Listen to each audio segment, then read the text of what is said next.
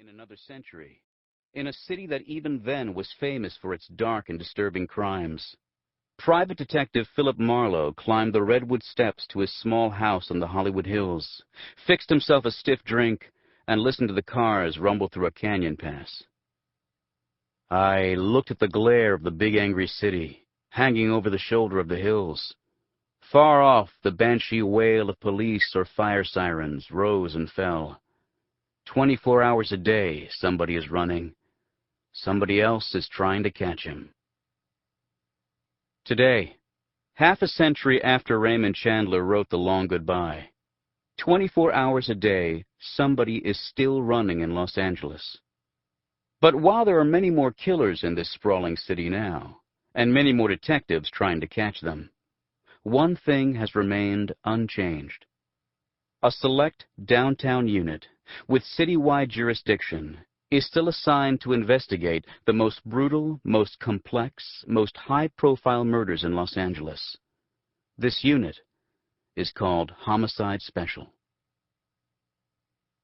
Murders that involve celebrities, organized crime killings, serial murders, and cases that require great expertise or sophisticated technology are investigated by Homicide Special.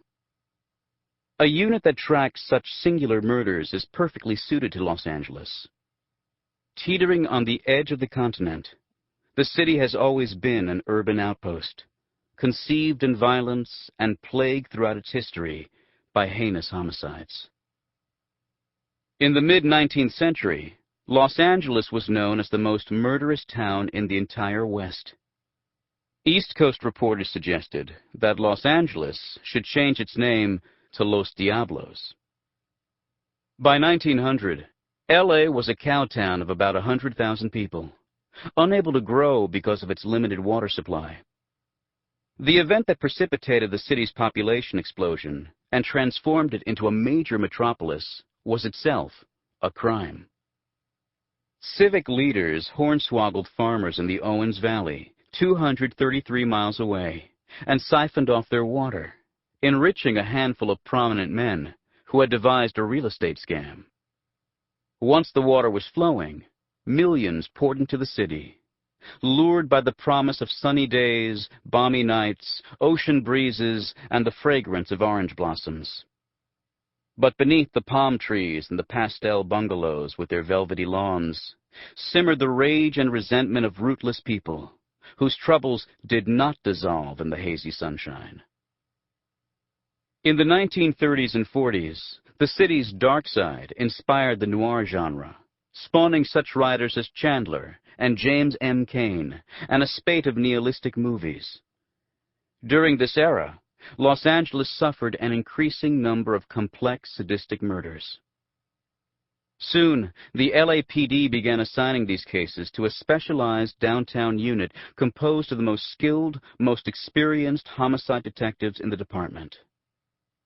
In 1947, this unit, which eventually evolved into Homicide Special, investigated the most infamous unsolved murder in the history of the city. The nude corpse of Elizabeth Short, a 22-year-old aspiring actress, was found in a weed-choked lot, neatly sliced in half at the waist. A ghastly ear-to-ear grin was carved on her face. Short was christened the Black Dahlia because of her tight-fitting black dress and dyed black hair. During the next half-century, detectives from the unit tracked countless other notorious cases, from Marilyn Monroe's overdose to the Manson family murders to the assassination of Robert Kennedy. During the 1970s and 80s, the detectives caught a number of serial killers who terrorized the populace, such as the Skid Row Stabber, the Koreatown Slasher, and the Sunset Slayer.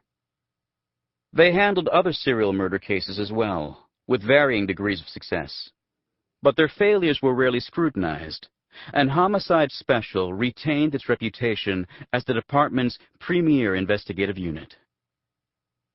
Astute LAPD detectives in other divisions, however, said Homicide Special was becoming a good old boys club. Their techniques were outmoded, their best investigative days behind them.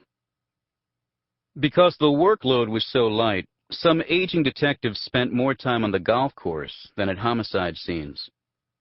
Detectives picked up so few fresh blood cases that their crime scene expertise and investigative skills were rusty. These criticisms proved particularly prescient when, on a June morning in 1994, the bodies of Nicole Brown Simpson and her friend Ronald Goldman were found at her Brentwood condominium. Police officials transferred the case to Homicide Special, expecting exemplary detective work. But during the trial of O.J. Simpson, Nicole Brown Simpson's husband, people throughout the country watched defense attorneys eviscerate Homicide Special detectives and their maladroit investigation. Homicide Special's reputation was at rock bottom, but in the wake of the Simpson acquittal, the unit underwent an extensive overhaul. Most of the detectives and both lieutenants retired or were transferred. Captain Jim Tatro, the new head of Robbery Homicide Division, which includes Homicide Special, Rape Special, Robbery Special, and the officer-involved shooting team, has brought in almost 20 new homicide detectives. Most are much younger than the previous crew, and their workload has increased considerably. During the past few years, Homicide Special's status has risen as detectives have solved a number of nationally publicized cases. When a jury convicted a Ukrainian immigrant named Mikhail Marchesov for the murder of Bill Cosby's son, Ennis Cosby, after only a few hours of deliberation, the Los Angeles Times, which had blasted the LAPD during the Simpson trial, published a laudatory editorial. The unit, however, has endured recent failures as well.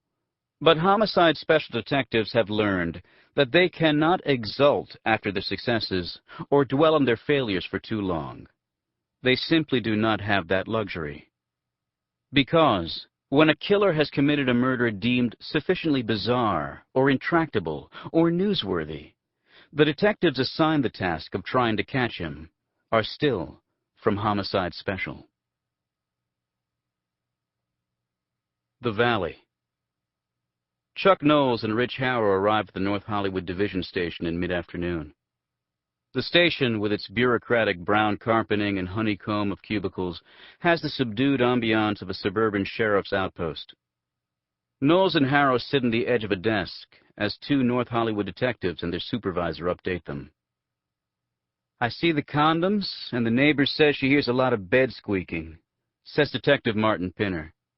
"I figure she's a prostitute. So at 10 this morning, I try to put a tap on the phone to find out who her customers are. The phone company says, you can't have a tap. Someone else already has one."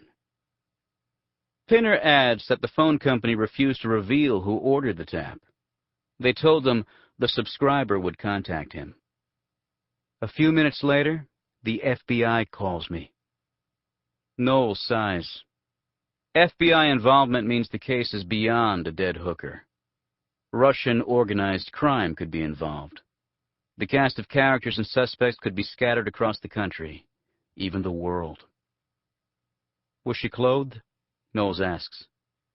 "Just panties, not torn," says Mike Coffey, the detective supervisor, "and a baby doll robe, open." "How many shots?" Harrow asks. "Single gunshot 2 inches above the left nipple," Coffey says. "Pierced her lung, blew apart her heart. She was beaten savagely around the face, multiple blunt force." "There were some unusual marks on her," Coffey says. 3 long, thin, parallel marks." "You get the bullet?" Knowles asks. "At the autopsy," Coffey says. "Lodged in the spine. A monster .45 round, full metal copper jacket, mushroomed in front a bit. Otherwise, it's in beautiful shape." "Casing?" Knowles asks. "Ejected 15 feet to the side of the bed," Coffey says. "We picked up 3 condoms from the trash can and a black pubic hair, not hers, in her IUD. So we'll have good DNA. We got 8 messages off her answering machine, all in Russian." Coffey says the victim's name is Ludmila Petushenko. Her friends call her Luda. Coffey adds that they've caught a break, a video camera outside the apartment's front door. Patrol officers at the scene on the day of the murder collected the tape. Knolls nods appreciatively. Was she raped? No trauma to the vagina, Coffey says. Who found the body? Knolls asks. Layla, a friend. She calls a guy named Meher, who also goes by Mike. He rents the apartment for the victim. We hear he's pimping for her. Anyway, he freaks out, calls 911, and then shows up. The paramedics are already there. We interviewed him at the station. Another detective interrupts to inform Coffey that the FBI agent is in the lobby. Minutes later, Knolls, Harrow, and the North Hollywood detectives joined the FBI agent and a few other investigators from organized crime and rape units in a conference room. The territorial undercurrents are strong. Since investigations by the FBI and the LAPD have intersected, the two agencies must establish jurisdictional guidelines. Meetings between local law enforcement and the FBI are always dicey. Poker games between detectives and federal agents battling for turf. Agents will bluff and pretend to know more or less about a case than they really do, and detectives sometimes stonewall. They are reluctant to share any scrap unless they are certain they will receive equal value in return. The FBI agent bears little resemblance to the stuffy, dark-suited stiff portrayed in the stock cop shows. Jennifer Amo, who works in the FBI's Russian organized crime squad, is in her late 20s, slight, a few inches over 5 feet, with blonde shoulder-length hair. She is soft-spoken, and, surrounded by stone-faced LAPD detectives, clearly ill at ease, like a graduate student defending her thesis before a faculty committee. Coffey brusquely gives Agent Amo a quick synopsis, informing her that since the Russian mafia might complicate the case, and the FBI's involved, detectives from the LAPD's Robbery-Homicide Division will take over from North Hollywood. The victim is a pretty blonde prostitute brought here from the Ukraine by Meher and his wife. Amo begins, marking her territory. Meher and his wife set up girls in apartments, and they run ads in some of the weekly papers. Johns call a central number and they send the guys to the call girls. Any indication our victim was doing some business on the sly and pissed off Meher? Knolls asks. No, Amo says. The girls are afraid. They know these people can get to their families in Kiev. Any dope involved? Knolls asks. Well, they are prostitutes, but nothing big, says Amo. She pulls out 2 photos of Meher and his wife, enlarged California driver's license pictures. Meher is swarthy, with a heavy beard and sleepy black eyes. His wife is fair and fleshy, with a vacant stare. What can you tell us about the phone tap that will help us? Harrow asks impatiently. Amo is courteous but reserved. She explains that because of legal issues and confidentiality, she's prohibited from discussing the telephone conversations. She will only reveal that monitoring of the victim's phone began 6 days before her death. Harrow presses Amo, who reiterates her position. Coffey, attempting to ease the tension, gives Amo more background on the murder, including the fact that Luda was shot with a .45 caliber handgun. Harrow storms out of the room, motioning for the North Hollywood detectives to follow him.